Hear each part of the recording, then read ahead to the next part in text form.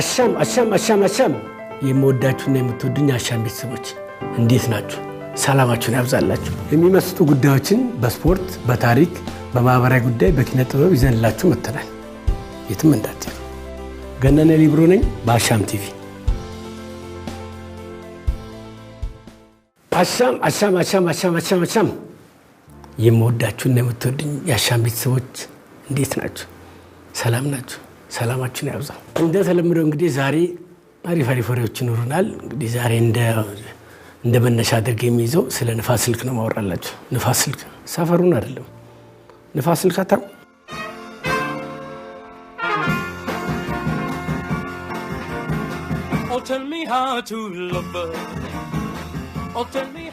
ሬዲዮ እኮ ንፋስ ስልክ ነው የሚባለው። ዝም ብሎ እንግሊዘኛ እኮ ነው ሬዲዮ ማለት፣ በእንግሊዘኛ እኮ ነው ሬዲዮ። ንፋስ ስልክ ግን ትክክለኛ አማርኛ ትርጉሙ ነው። በንፋስ የሚሄድ ስልክ ማለት ነው። ስልክ እንግዲህ በገመድ ነው የሚሄደው አይደል? ይሄኛው ዝም ብሎ ስለሚሄድ በንፋስ የሚሄድ ስልክ ተባለ እና ስለ ንፋስ ስልክ ነው የምናወራው ማለት ነው። ኢትዮጵያ ውስጥ ሬዲዮ እንዴት ተጀመረ እናወራዋለን ማለት ነው። እናንተም ደግሞ ታስታውሳችሁን አንዳንድ ነገር ጻፍ ተኮስ አድርጉ። ብዙ ያው ለምሳሌ ኳስ ጨዋታ ቀጥታ ስርጭት እነኚህ እኮ የምታስታውሳችሁ ነገሮች አሉ። ለመሆኑ የኢትዮጵያ ብሔራዊ ቡድን ለመጀመሪያ ጊዜ ከውጭ ሀገር ጨዋታ አድርጎ ሲተላለፍ ማን ያስተላልፈው? እሱም በኋላ እናወራለን። እስከዛ ገምቱ እናንተ። እዚህ እንግዲህ ራሱ እየተገመተ ነው ማለት ነው እና ገምቱ ማን ያስተላልፈው የሚለውን ነገር የምትደርሱበት አይመስለኝም። ጨዋታ በቀጥታ ለመጀመሪያ ጊዜ ከውጭ ሀገር ያስተላልፈ ማለት ነው። እና ኢትዮጵያ ሬዲዮ እንግዲህ አሁን ቅድም እንዳልኳችሁ ንፋስ ስልክ አይደለም የተባለው፣ ሬዲዮም እያልኩ እየቀላቀልኩ ነው የሚሄደው። ለመጀመሪያ ጊዜ እንግዲህ ሬዲዮ በ1928 መስከረም 2 ቀን ነው ቀጥታ ስርጭት ጀመረው። ቀዳማዊ ኃይለ ሥላሴ ከዛ በፊት ነው ንፋስ ስልክ ባለበት ቦታ ሰፈሩም ንፋስ ስልክ የተባለው እኮ በዚህ የተነሳ ነው። እዛ ተገነባ እንዲደርስ ተብሎ ነበር። ግን አንድ ጣሊያን ካምፓኒ እንዲህ ሬዲዮ ካላቸው ምናምን ብላ ካሱ የሚያውቅ ይመስለኛል ጣሊያን እንደሚገባ ማለት ነው። እና በቃ አጓተተው። ስለዚህ ጊዜያዊ ሬዲዮ ጣቢያ ቋቋም ተብሎ ፒያሳውን ያለበት ቦታ ያው ተተከለ ማለት ነው። እና የመጀመሪያ ስርጭቱ እንግዲህ ይሄ በአስቸኳይ የተሰራ ነው። ለምን እንደተሰራ ታውቃላችሁ? 1928 ጣሊያን እያኮበኮበ ነበር ሊገባ ማለት ነው። ስለዚህ ህዝቡን መቀስቀስ አለባቸው እና መስከረም 2 ቀን መጀመሪያ ስርጭት ተደረገ። ቀድሞ የተናገረው ማን ነው? ቀዳማዊ ኃይለ ሥላሴ ናቸው። የመጀመሪያው ሬዲዮ ተናጋሪ ለህዝቡ ንግግር አድርጎ ቀሰቀሱ። የእሳቸውን ንግግር ደግሞ በእንግሊዝኛ የተናገረችው ልዕልት ፀሐይ ትባላለች። ልጃቸው ነች።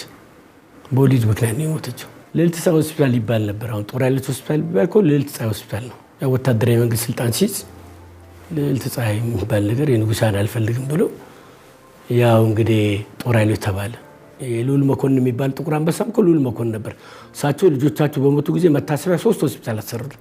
ዘነበወርቅ የእሳቸው ልጅ ነች። ልዕልት ፀሐይ የእሳቸው ልጅ ነች። ልዑል መኮንን የእሳቸው ልጅ። ትልቅ ኢትዮጵያ ውስጥ ሆስፒታል የተሰሩት ቀዳማዊ ኃይለ ሥላሴ ናቸው። ወታደራዊ መንገድ ግን ስሙን ነው የቀየረው። የሰሩት እነሱ ናቸው፣ ስሙ ተቀየረ ማለት ነው። እና ለመጀመሪያ ጊዜ እንግዲህ ንግግር ያደረጉት ከሴት ልዕልት ፀሐይ፣ ከወንድ ደግሞ ቀዳማዊ ኃይለ ሥላሴ።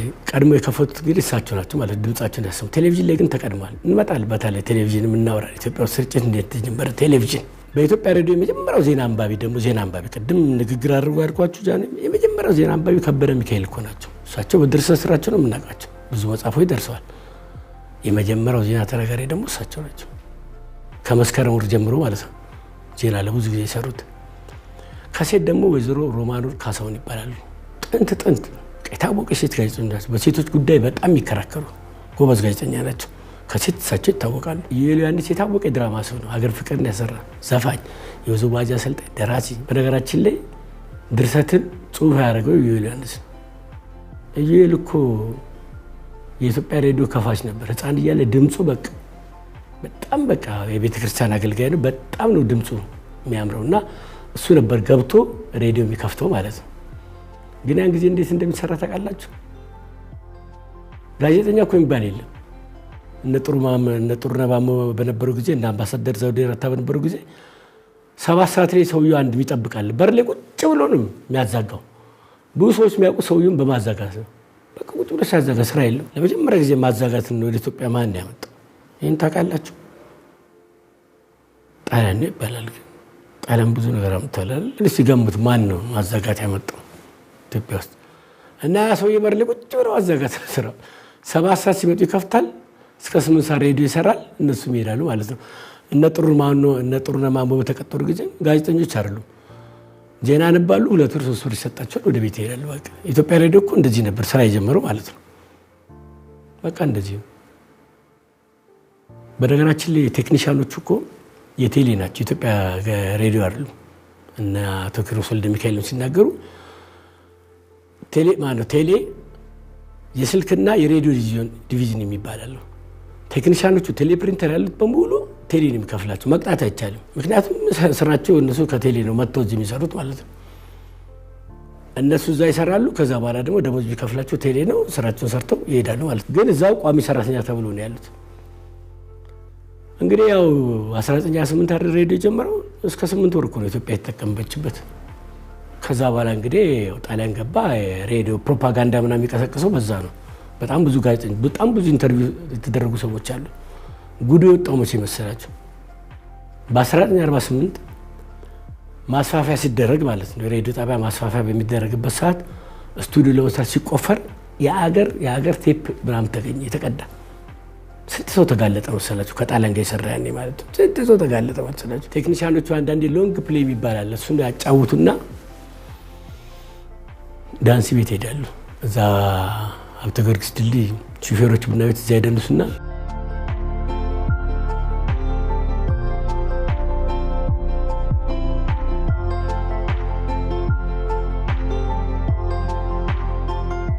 ቴክኒሻኖቹ እኮ ደግሞ ሌላ ስራ አላቸው ሬዲዮ በየቤቱ እየሄዱ የሚሰሩት እነሱ ናቸው በቃ ማንም ይሰራ የለም አቶ ኪሮስ ነው የነገሩ ረጅም ዓመት ነው እሳቸው የሰሩት እዛ እና እንሄድና ምግብ ይቀርባል ጠጅ ይቀርባል ጸጥ በሉ እንላለን ችግር እኮ የለም በቃ ማዞሪያው ምናምን እኮ ነው አተበላሽቶ አይደለም ያጠቃቀም ስህተት ነው ወይ ድንጋይ ይገለበጣል እሱ በእንዲህ አይነት ነገር ነውና እንዲሰርተው የሚወጡበት ነገር አለ ሬዲዮ ደግሞ ብርቅ ነው ያኔ በጣም ብዙ ሰው ቤት እኮ የለም ጥቂት ሰው ቤት ነው ያለው እና አሁን ቡና ጠጡ የሚባላል አይደለም ድሮ ያኔ ሬዲዮ ስሙ ነው ይሄዳል ቡና ጥራ ከሌ ጥራ ይባላል እትያስካለ እንዳጠራጽ እሷ ባለፈው ገላምጣኛለች ደግሞ ሰላም አላለችኝምና ሬዲዮ የሚሰማው ትልቅ አክብሮት ያለው ሰላምታ የሚሰጥ ብዙ ነገር የሚሰራ ነውና ያኔ ደግሞ አቶ የሚባለው ሰው ሬዲዮ ያለው ነው ዝም ብሎ ሰው አቶ አይባልም ሬዲዮ እኮ ብርቅ ነበር ያኔ ማለት እንደዚህ ነበር እንግዲህ ሬዲዮ ማለት ነው በዛን ጊዜ እና ኢትዮጵያ ሬዲዮ እስከ 1950 እንግዲህ የጀመረው 1928 አይደል ጣሊያን በማላ መጣ ከዛ በኋላኛ በረም በቀጠልንበት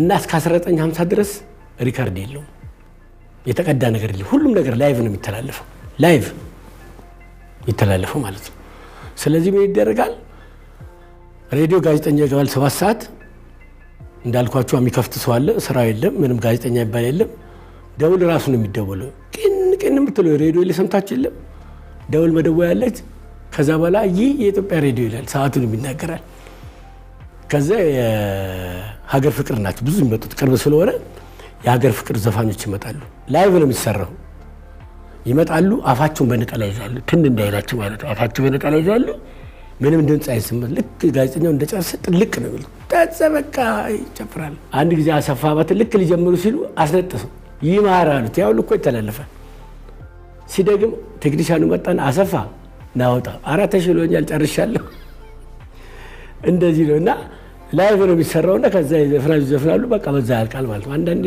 ይቀራሉ ሀገር ፍቅር ተጠጥቶ ይቀራሉ ወይ ሌላ ስራ የለች ጋዜጠኛው ከተናገረ በኋላ ሰው ያመጣሉ አቶ ኪሮስ እንደነገሩኝ ከጠጅ ቤት ሁሉ አዝማሪ እንመጣል ሞቅ ብሎት አንዳንዴ የሆነ ነገር ይናገራ ፖለቲካ አፉን ይዟል ይላሉ ሌላ ሰው ደግሞ መንገደኛ ያመጣሉ በቃ ሲጠፋ ናስቲ ወንድሜ አንዴ ሬዲዮ እንትን ላይ ስለሆነ በቃ ስለ አየሩ ሁኔታ ተናገረ ይጠይቃሉ ስለ አየሩ ሁኔታ ተናገራለ እንዴት ነው አየሩ ምናምን ዛሬ ሰውየውን ተካለ አይዞህ ምን ችግር የለም ተበረታታ ብሎ አበረታቶት በዛ ይሸፍናሉ ማለት ነው ሬዲዮ እንግዲህ እንደዚህ አይነት ነገር ነው የመጣው ብዙ ጉድ ነበር አትሌት ዋሚ ቢራቱ 1909 የተወለደው 100ኛ ዓመቱን እኮ አክብሯል አበበ ቢቂላና ዋሚ ጃፓን ላይ ሮጡ አንደኛ ለውጥ አበበ ቢቂላ ሬዲዮ ተሸለመ ብርቅ ነበር ያኔ ሬዲዮ የለም እኮ ኢትዮጵያ ውስጥ ለዋሚ አልሰለሙት ስለዚህ ይሄን ለጃንሆይ ወስደህ ተባለ መጣና አልሰጥም አለ እኔ ነኝ ሮቆ ጃንሆይ መቸሮታል አልሰጥም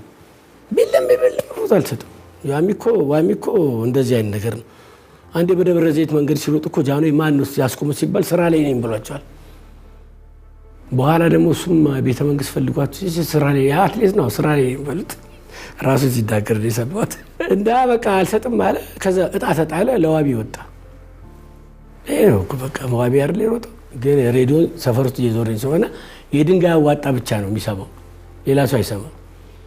እንደዚህ ነበር ድሮ። ሚኒስትሪ እኮ በሬዲዮ አይደል የሚነገረው?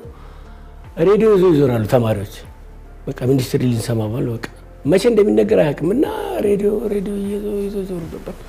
ሬዲዮ እንግዲህ እንደዚህ ነው። ከኢትዮጵያ ሬዲዮ እንግዲህ ማትረሱት ነገር እስቲ ምንድነው? እኔ አሰፋ ይርጉ ድምጽ በጣም ነበር እንትን የሚያደርገኝ። አሰፋ ይርጉ ድምጽ አሰፋ ይርጉ ሲመጣ ሰው ይንቀጠቀጣል። ያኔ ሰው በጣም ብዙ ሬዲዮ ነው 69 70 71 69 70 ያኔ በቃ ደርግ ይረሽናል ነበር። አብዮት እርምጃ ተወሰደባቸው። የሚያረባው አሰፋ ይርጉ ነው። የ60ዎቹን ሚኒስትሮች አሰፋ ይርጉ ነው የሚያረባው። ከዛ አብዮት እርምጃ ተወስደባቸዋል። ከዛ ይርጋ ዱባሌ ይመጣል። የፍየል ወጠጤ ተከሻበጠ ልቡ ያበጠበት እንዋጋ ብሎ ከነብር ላከበት። የማትረባ ፍየል 9 ትወልዳለች፣ ልጆቿም ያልቃሉ፣ እሷም ትሞታለች። ከዛ በቃ ይሄን ያህል ሰው ተገደለ ይባላል። እና አሰፋ ይርጉ በጣም ነው ሰው የሚፈራ። አሰፋ ይርጉ በቃ ከጀመረ በቃ ሰው ይሞታል ማለት ነው። እንደውም እኮ አዲስ አበባ እናቶች ይራገሙ ነበር። አሰፋ ይርጉ ስምን ይጥራ ይላል። ይድፋ እኮ አይሉም። አሰፋ ይርጉ ስምን እኔ አሰፋ ይርጉ ከስሙ ከተጠራ እኮ ከተገደለ ማለት ነው።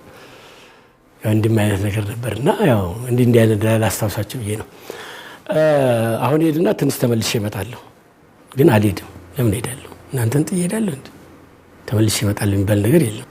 ካወራን እናወራዋለን ማለት ነው። ፊሊፕስ እና ግሩንዲንግ ሬዲዮ ነበሩ በጣም እንትን የሚያደርጉት። ያን ጊዜ ሬዲዮ ቀጥታ ስርጭት ነበር አላልኳችሁ? የተቀዳ ነገር እኮ የለም። ዘፈን ምናምን ነገር በጣም እንትን ነው። ጋርቬስ አጋዚያን ይባላል። አርመናዊ ነው፣ ወኪል ነው የግሩንዲንግ ማለት ነው። እሱ ምን ያደርጋል? ከኢትዮጵያ ሬዲዮ ዘፈን ይቀዳና እያባዛ ይሸጣል። በሪል ቴፕ ነው። ሰው ደግሞ በሚፈልገው ሰዓት ለመስማት የጋርቬስን ምርቶች ይገዛል። የነጥላውን ገሰሰ የነማ በቃ ያን ሁሉ ዘፈን ነጥላውን ዘፍነው ምንም አያገኙም። አንድ ቀን ጥላውን ጌታቸው ደስታ እንግዲህ ኢትዮጵያ ሬዲዮ እዛ እሱ ነው የሚቀዳቸው። ቀዳና አንድ ኮፒ ስጠኝ አለው። ጥላውን ወስዶ ለጋርቬስ ይኸውልህ እኔ ዘፈን አይደለም ትምትለቀው በቃ ግዛኝ ከኔ ይለዋል። ተቼ እኮ ማታ ተለቆ ቀድቼዋለሁ ምናምን አልገዛም ማለት ሄዶ ለጌታቸው ነገር እንዲህ ያለ ሲል ጠወቀ እንሰራለታል አልከፍልም ማለት አይደል? አውቅ አንተ ላብን ምናምን ነገር ኦርኬስትራው የዘፈነው አይደል እንደዚህ ያለው። ልክ ጋርቬስ ውዱ ነው የሚቀዳው ያን ሁሉ ዘፈን። ሄዶ ጥላሁን ግዛኝ አለው። አልገዛም ማለት ምክንያቱም ስለሚለቀቅ ዘፈኑ ከዛ ቀዳለው ብሎ ነው። ጌታቸው ደስታ ዘፈኑን ለቀቀው የጥላሁን ነው። ልክ እየሄደ ቴክኒሻኑ ስጠኝ አለው። ያንን አንደራረገና ገባ። ይሄ የምትሰሙት አዲሱ የጥላሁን ገሰሰ ዘፈን ነው። ግጥሙ የገዛኝ ደስታ ነው። ዜማው ደግሞ የኮሎኔል ኃይሉ ወልደማርያም ነው። ሙዚቃውን ያቀናበረው ሳሌ ደጋጌ ነው። የተጫወተው ደግሞ የክብር ዘበኛ ኦርኬስትራ ነው። ሩቅ ምስራቅ ሳለሁ የተባለውን ዘፈን ጥላሁን ገሰሰ ሲጫወት እናሰማለን። የዚህ ዘፈን አቅራቢ ግርማ አድገው፣ የግጥሙ ደራሲ ገዛኸኝ ደስታ፣ በሙዚቃ የቀመረው ሳሌ ደጋጎ። ጥላሁን ገሰሰ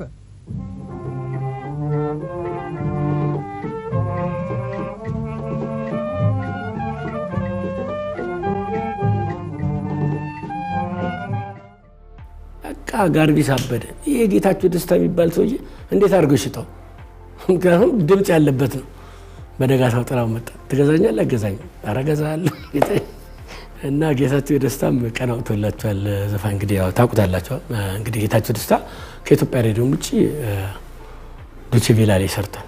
እንዲህ አይነት ነገር ነበር። እንግዲህ ከሬዲዮ የማይረሱት እኮ እሑድ ፕሮግራም ይባል ነበር። አንዴ በ70ዎቹ 1973 ነው አቶ ገዳሙ አብራሪ ያቋቋሙት። አሁን ታደሰ ሙሉና እና ባይነሽ ብሩ እና ንጉሴ አክሊሉ እና አዲሱ ብዙዎቹ አሉ በዛ የሚታወቁ ማለት ነው። ይሄ የሚረሳ ነገር አለ ማለት ነው።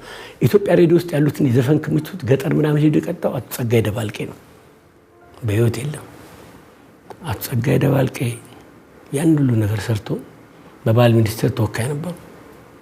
ያፓን በጥጧ ያረገው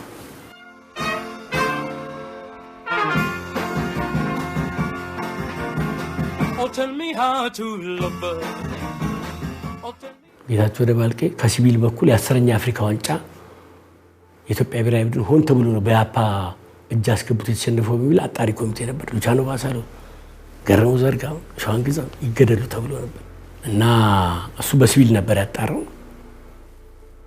ጥሩ ነገር እንዳጣራ ነው የሚነገረው። በሚሊተሪ በኩል ደግሞ ሻለቃ ዮሐንስ ምትኩ ነበር ያጣራው። አይገርማችሁ? ጥር 25 ጸጋዬ ደባልቄ የተገደለ፣ ጥር 26 ሻለቃ ዮሐንስ ምትኩ ተገደለ ቤተ መንግስት። ማን ያጣሩት በሙሉ ነገር እንትን አለ። የልጆቹ የጭባ አምላክ ነው ምናምን ብቻ ቀናቸው አይደለም ተብሎ መሰለኝ። በኢትዮጵያ ሬዲዮ ውስጥ እንግዲህ አንዳንድ ጊዜ ዜና ሲሄድ ወይ ደግሞ የመንግስት መግለጫ ሲኖር ከዛ ጋር የገጠመ ነገር መኖር አለበት። ንጉሴ ወልደማርያም ይባላል። የታወቀ ጋዜጠኛ ነው። በነገራችን ላይ 3 ንጉሴ ነበሩ። ንጉሴ ታፈራ፣ ንጉሴ አክሊሉ፣ ንጉሴ ወልደማርያም 3 ነገስታት ይባላሉ። እነኚህ ዜና በማቅረብ በድምጽ ምናምን በጣም የታወቁ ናቸው። ሐምሌ 6 ቀን ብርሃነ መስቀል ረዳና ኃይሌ ፊዳ የተገደሉ ጊዜ ማታ እሱ ተረኛ ነበርና ና አንብብ አሉት። መገደላቸው እንትን አድርጓል። አነበበ። የለቀቀው ዘፈን ታውቁታላችሁ? ሞት ነው ያጠቃቸው የሚል ፀሐይ እንዳለ ታበደ። ደርግ ራሱ ይገደል ተባለ። አመለጠ። ጎርበሻ ቤቱ አለቆቹ ግን በቃ ሰው እየደወለ በጣም አሪፍ ዘፈን እናንተ እንዴት ታውቁታላችሁ? ኢትዮጵያ ሬዲዮ ዛሬ ገና ሰማናል። ከዛ ደገመ። ቂም ይዞ እንድታረቅ ይጥላውን ያ ልጅነት የሚል በቃ ሰው በቃ ሬዲዮ ተንጫጫ በቃ ቀይ ገደል ተባለ። በኋላ በስንት መከራ ነው ሚኒስትሩ እንደግርማ ይልማ እሱዬ እኮ ለድገት በብረት መሄድ ነው ዘመቻ የሚል የዘፈን አይደለም የኛ ሰው ተብሎ በኋላ ግን ካገር ወጣ። አሁን አሜሪካ ነው ያለው ማለት ነው። የቅድሟን ጨዋታ እናንሳት አይደል? ማን ያስተላለፈው ብያችሁ የለም። ቀጥታ ከውጭ መጀመሪያ ሀገር ውስጥ ልንገራችሁ። የመጀመሪያው ቀጥታ ስርጭት በሀገር ውስጥ ማለት ነው። የኢትዮጵያ ብሔራዊ ቡድን ሲጫወት ቀጥታ ስርጭት የመጀመሪያውን ያስተላለፈው ፍቅሩ ኪዳኔ ነው። ፍቅሩ እንግዲህ ከፒያሳ ተነስቶ እኮ ኢንተርናሽናል ኦሎምፒክ ኮሚቴ ገባ ነው በግሉ። በጣም እናደንቀው ጋዜጠኛ ነው። ኢትዮጵያና ሱዳን ይጫወታሉ። ጨዋታ ላይቭ የሚባል ነገር ፍቅሩ አያውቅም። በእርግጥ ፈረንሳይኛ በሬዲዮ ይሰማል። ኢትዮጵያና ሱዳን የሚጫወት ሱዳን ጨዋታውን ማስተላለፍ ይፈልጋሉ እና እኛ ደግሞ ኢትዮጵያኖች እንዴ እኛ ከነሱ እናንተ ለምን አናስተላልፍም? በቃ ተደርጎ እኮ አያውቅም። እና ፍቅሩ ኪዳኔ ነው ስፖርት የሚጽፈው በሬዲዮ የሚናገር ማለት ነው። አቶ ፍቅሩ ኪዳኔ አንድ ጊዜ እዚህ መነጋገሪያ ድረስ ይፈልጋሉ። ቦታዬን ጠብቁኝ ብሎ ሄደ። አስተላልፋሉ። እኔ ያው እንዴት በቃ ዝም ብሎ ነው ይዟል እንደም ታረጋለህ። በቃ ከዛ አስተላልፍ ተሰው በዛ አለ እንዳለቀ ሮጦ ሄደው እንትን ነው ፒያሳ። ያኔ ፖል ላይ ነው በነገራችን ላይ ያኔ ሬዲዮ የሚሰማው ፖል ሰው ስለሌለው ፒያሳ ፖሎች ተተክሏል። አሮጌ ቀራ ያው ክፍለ ሀገርም ባለ ፖልስ ሬዲዮ ሰው ያዳምጣል። ሬዲዮ ማለት ነው ያዳምጣል። ክቡር ዘበኛ ቃኞ ሻለቃ ስቴሽን ደግሞ 6 ኪሎ ነው የተከለው። ፉክክር ነበር እኮ ኢትዮጵያ ሬዲዮና ቃኞ ሻለቃ ኃይለኛ ፉክክር። በኋላ ቶምኩና ብቶልድ እኮ ነው ያዘጉት። ቃኞ ክቡር ዘበኛውን ነገር አስቧላል እንዳሉትም በፈንቅለ መንግስት እኮ አረገ ክቡር ዘበኛ። ያኔ ሬዲዮ ጣቢያውን ተቆጣጥሮት ነበር ክቡር ዘበኛ።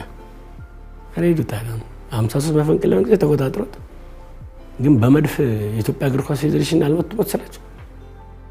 የኢትዮጵያ እግር ኳስ ፌዴሬሽን ያኔ ኢየሩሳሌም ህንጻ ነው ጽሕፈት ቤት ነበር።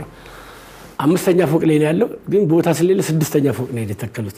ክቡር ዘበኛ እንግዲህ ያው ቅሬታ አለ በዳኛው ምናምን ግን የመጡት ሌላውን ነው። ኢትዮጵያ እግር ኳስ ፌዴሬሽን አልተመጣም። እንዳ ወደ ቅድሙ ጫያታ ይልመለስና እንግዲህ ፍቅሩ ኪዳኔ ፒያሳ ሄደ። ሰው ዛሬ እንዴት ነው አሉት። ግን ይሄን ሁሉ ስም እንዴት አወቀው በቃል ምናምን አሉት።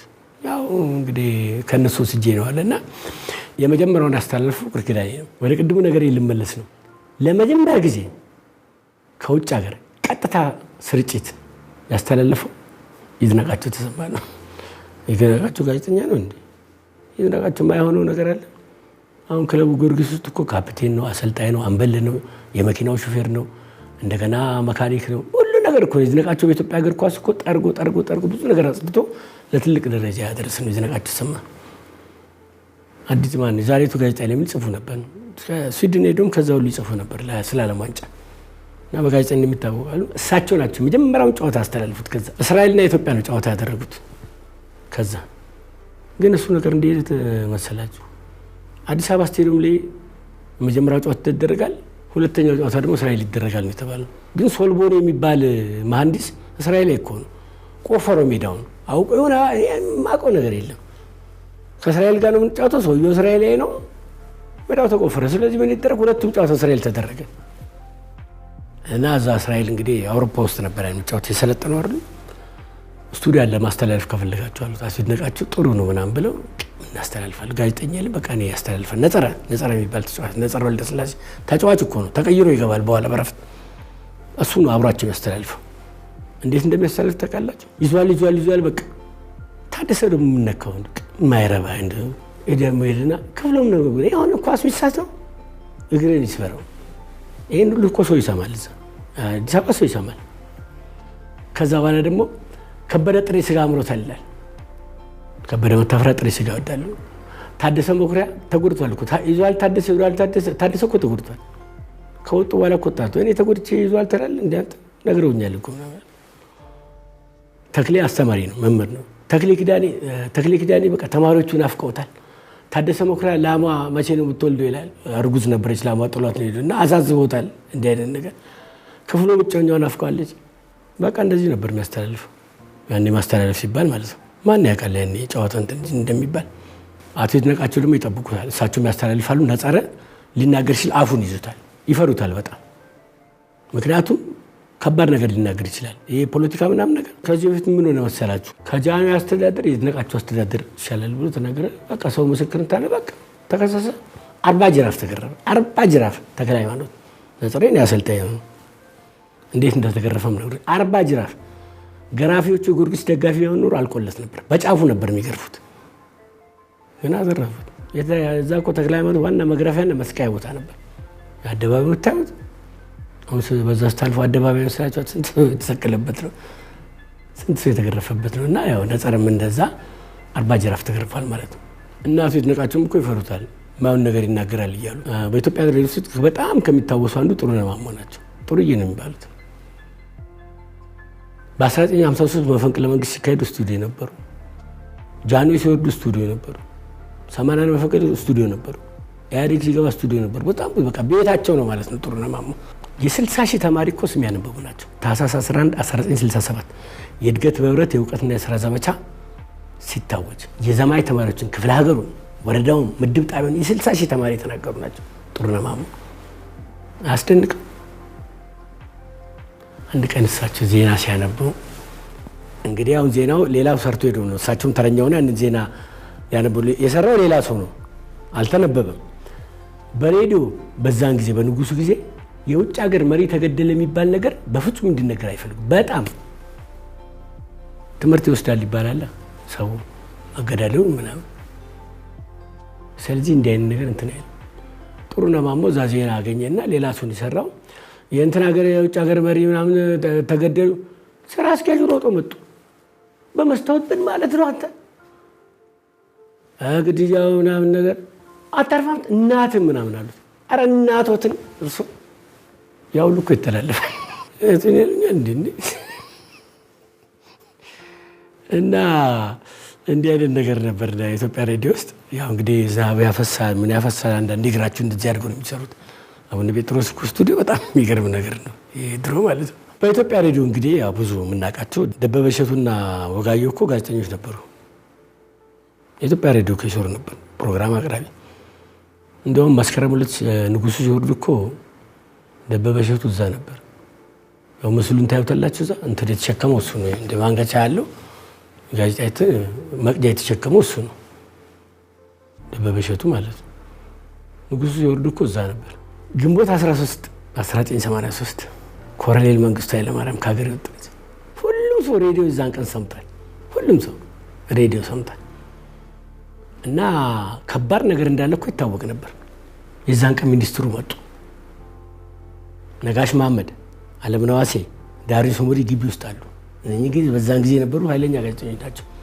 ስለዚህ ከባድ ዜና ለመስራት ሶስቱም ፈለጉ ሚኒስትሩ ግቢ ውስጥ መጥተው ማንም ሰው እንዳይወጣ ትልቅ ዜና አለ ብለዋል ይሄን ቦምብ ዜና ለመስራት ሶስቱም በቃ እንትን አረሙ አለምነህ ምን አደረገ በር ላይ ቆመ ሚኒስትሩ ሲገቡት ሱናር ለሚያዩት ለሱ ይሰጣል ዜናው ነጋሽ መሐመድ ጻፊዋ ጋር ተቀመጠ እሳቸው ሚኒስትሩ ገብቶ ጻፊዋ ጋር ለምን እንደሚያደርጉት አያችሁ በልምድ ተቀደሙ ዳሪዮስ ሞዲ ምን አደረገ ስቱዲዮ ገባና አሁን ከመንግስት የሚሰጥ መግለጫ አለ አድማጮቻችን በቃ ተቀደሙ በልምድ በለጣቸው ማን ነው ዳሪዮስን ከዛ አስወጥቶ ዜናው የሚያነበው አለምነህ ቢዝ ነጋሽም ቢዞ ቢመጣ ለዳሪዮስ ነው የሚሰጡት ብልጠት እንደዚህ ነው ያኔ ኢትዮጵያ ሬዲዮ 7 ሰዓት ነው የሚያቆመው ቀጥታ በቃ እየተላለፈ ነበር ዜናው እስኪመጣ ማለት ነው ከኑሮ መፈናቀል ያስከተለ ሁኔታ እንዲለወጥ በልዩ ልዩ መልክ ጥረት ሲደረግ ቆይቷል። ሆኖም ችግሩ አልተቃለለም። ይልቁንም ወደ ባሰ ደረጃ እየተሸጋገረ በመሄድ ላይ ይገኛል። ስለዚህ ደም መፋሰስ እንዲቆምና ሰላምም እንዲሰፍን በልዩ ልዩ ወገኖች የአገሪቱ ፕሬዝዳንት ከስልጣን መውረዳቸው እንደሚበጅ ታመነበት ስለሆነ ይህንኑ በማመዛዘን ፕሬዝዳንት መንግስቱ ኃይለማርያም በዛሬው ዕለት ከስልጣን ወርደው ከኢትዮጵያ ውጪ እንግዲህ አሁን የሰማችሁት የዳሪዮስን ድምጽ አይደል? ኮሎኔል መንግስቱ ኃይለማርያም ከሀገር ወጡ የሚል በዚህ በብልጣት ነው ያኔ የተደረገው ማለት ነው። ከዳሪዮስ ጋር አንድ ነገር ላጫውታችሁ።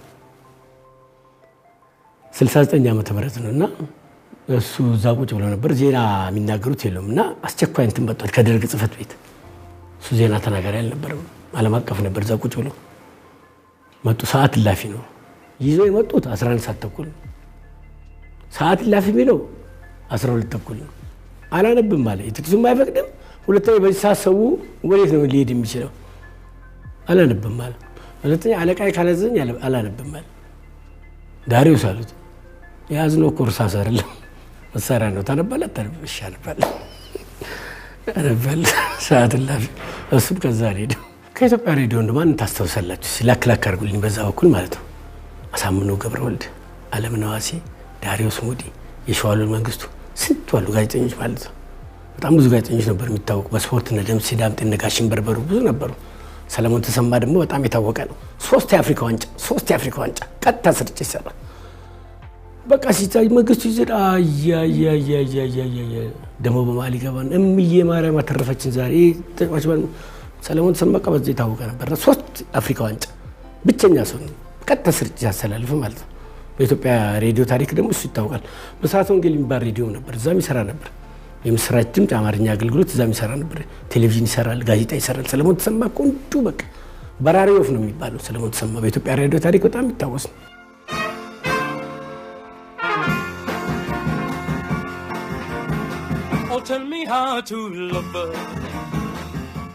እንግዲህ ዛሬ ፕሮግራሚ ስለ ንፋስ ስልክ ሬዲዮ አትበሉ፣ ንፋስ ስልክ በሉ። ሰፈሩን ማስጠራት ጥሩ ነው። እምቢ ካሉ ንፋስ ስልክ ልጆች በቃ ሬዲዮ አትበሉ፣ ንፋስ ስልክ በሉ። በቃ እንግዲህ ስለ ንፋስ ስልክ ዛሬ ይህን ይመስላል። እኔን ወደ እናንተ እና በመላው ዓለም የሚያገናኙ ከፊት ለፊት የሚገኙ ካሜራማኖች ናቸው። እንደተለመደው ጭብጨባ እና መንገድ ላይ ስታገኙ ሰላም በሏቸው። ሰርግም ካለ ጥሯቸው፣ ግብዣ ምናምን ነገር ሰርግም ክብር እንግዳም ልታደርጓቸው ይችላሉ። ብልጉ ቦታ ግን የት እናውቃቸዋለን የምትሉት እነሱ ያውቋቸዋል፣ ችግር የለም አንተም ማለት ነው። እና ሲጠቃለል ፕሮግራሜን ይመስላል። ሳምንት እንገናኛለን። አሪፍ ወሬ ይዤላችሁ እመጣለሁ። ሰላሙን ያብዛላችሁ።